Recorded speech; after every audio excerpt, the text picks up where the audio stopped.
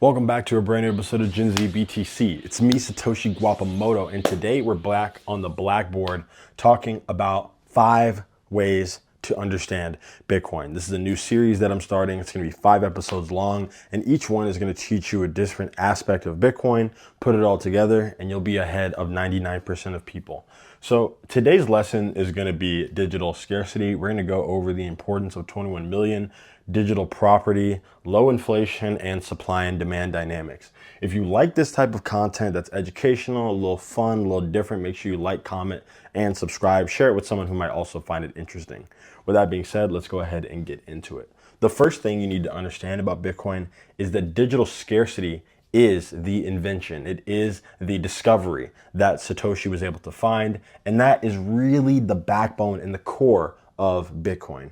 Scarcity is not the only thing that makes Bitcoin valuable, but it is a big component. And without it, it would not be Bitcoin, right? Bitcoin has a truly limited and fixed supply, that limit being 21 million. That's why you'll see a lot of homages to the number 21 when people talk about Bitcoin. It's because there's a supply cap of 21 million coins. It's not that many, considering that there's 8 billion people on Earth. So that means that there's not enough for everybody. So you should be trying to work towards getting to 1 as best as you can. Check out my last video for more about that. But 21 million Bitcoin. This is hard coded into the software, the open source software that anyone can audit, anyone can check, anyone can look at. And because of this hard cap, nobody can make any more Bitcoins. So once they've all been released, once they've all been purchased, it is what it is. You can't make any more. You really have to understand that core principle.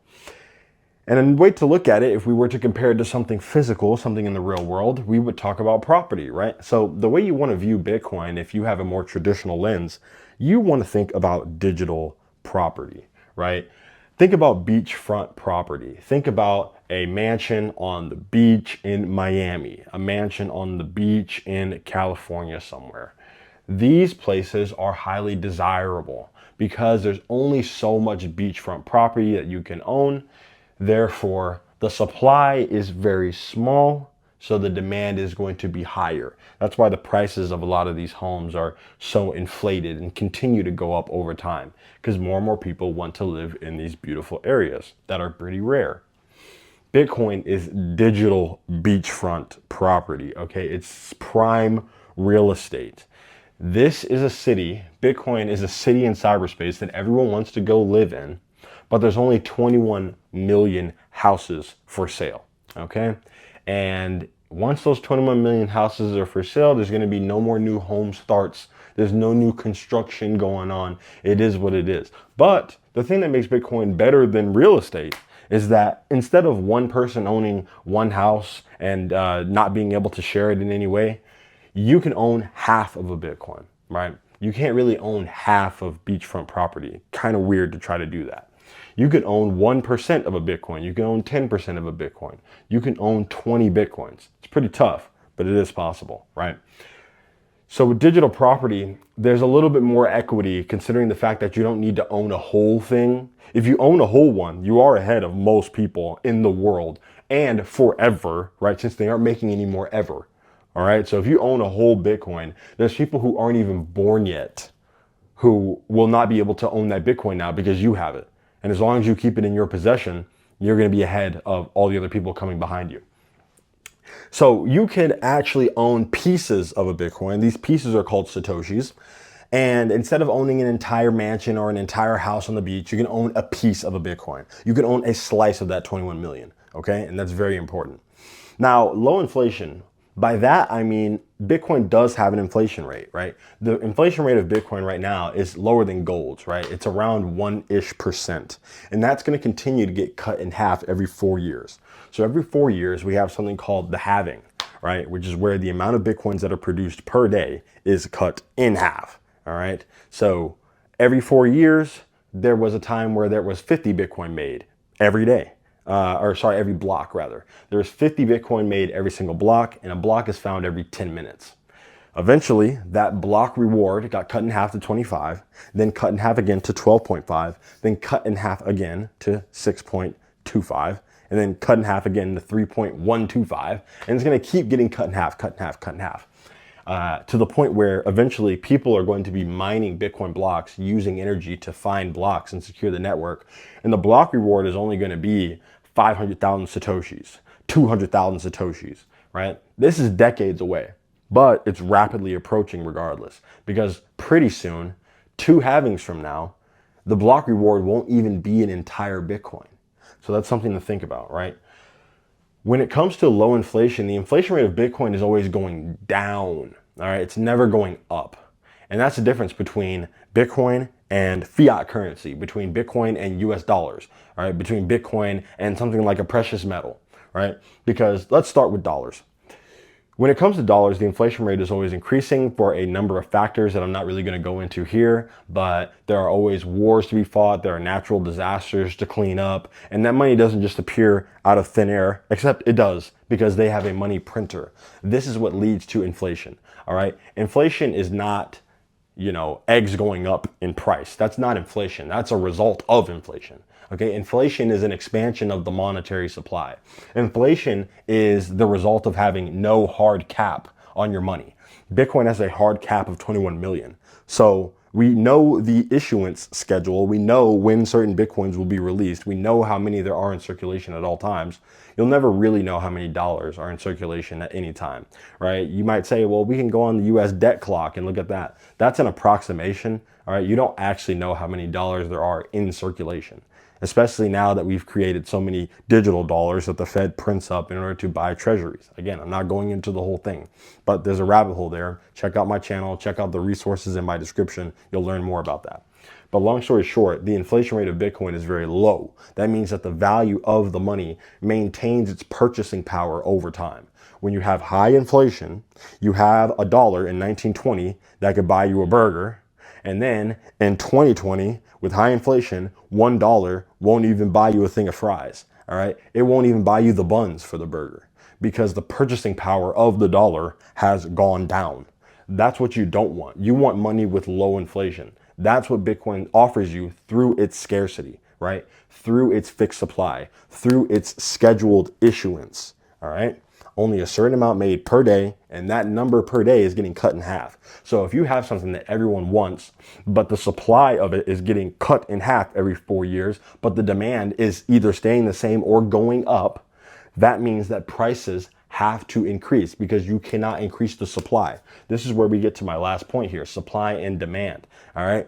We didn't learn much in school besides how to hold your hand up, wait for instructions, right? Learn everything about nothing, a bunch of useless facts. And one of those useless facts, I'm hoping, was the law of supply and demand, at least a little bit. I hope they touched on that for you guys. But a quick refresher, again, if you have a supply of something, let's say you have 100 something, and there's 100 people who are demanding this something, you could give away each one for $1, okay? 1-for-1 exchange. Everyone's happy, everyone gets one, and now you're out of stock. It is what it is. Now, let's say you have one of something and the demand is still 100 people. All right. That means that the value is 100 times higher because the demand is 100 times higher than the supply side. Understand what I'm saying? If you have 1 million of something and there's no demand and no one wants them, that means that you basically have to try giving them away for free because no one wants your garbage. You have 1 million pieces of garbage. Nobody wants it. Are you following me? Right now with Bitcoin, there is a truly fixed supply of the thing.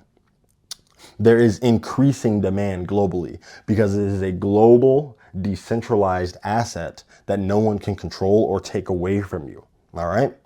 It's the fastest growing asset class that has ever existed. And people want to make money, right? People love having money. They want good money. And that's what Bitcoin is offering them. So the demand is increasing, but the supply is going down. The supply is getting cut in half, right? On top of that, people are buying these coins and they're not giving them up. They're buying them to hold forever, all right? They're buying them to basically never sell. So that means that there's even less supply than we might think. On top of that, Some Bitcoins are lost forever. You might have had a hard drive or a MacBook that you had back in 2010. You had 10,000 Bitcoins on there. You lost it in a landfill. You don't know what's going on. You're never getting them back. Those coins are lost forever. There's no way to recover those. It is what it is. So the supply is even lower than you might think. So there are a lot of factors that play into something being truly scarce. If something is truly scarce, it does not matter how much demand there is. You won't be able to meet the demand. You will not be able to meet the demand, especially if it keeps on increasing the way that we've seen. All right. Adoption of Bitcoin is on the same curve as adoption of the internet or any other revolutionary technology like the automobile, right? There's nothing that can really stop this. It's already an idea whose time has come. And there is no extra supply for all the incoming demand that's rushing in, that's flooding in, that wants exposure to this asset, who wants ownership of this digital asset, this pristine digital capital, this pristine digital real estate.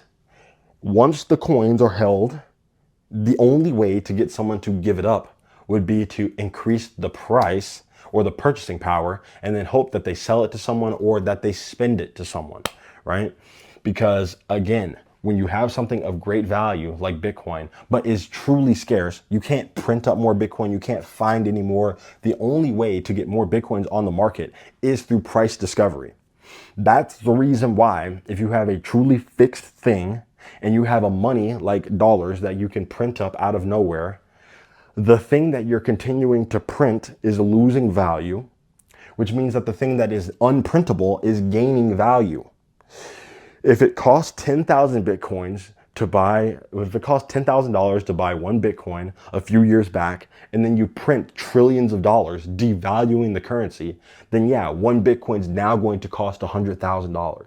And if the national debt keeps ballooning, if the amount of inflation keeps on increasing, if you keep on printing money, then one Bitcoin is going to cost $1 million because the dollars just don't buy you as much stuff. The pieces of paper don't buy you as much stuff. But the digital real estate buys you a lot more because no one's printing it, no one's devaluing it, no one's diluting it, all right? No one's inflating it away. Your purchasing power is being retained because it is scarce. The supply is fixed. If you get that, then you are ahead of so many people who still don't even understand what Bitcoin is. They just know the name. All right. And if you want to learn more, click one of these videos right here, and then you can go ahead to step 2 of this program. I'll be uploading every day, trying to get this content out to you guys. If you enjoy this, make sure you like, comment, and subscribe. Share it with someone who will find it interesting, and I'll see you on the next video. Remember, stack sats or die trying.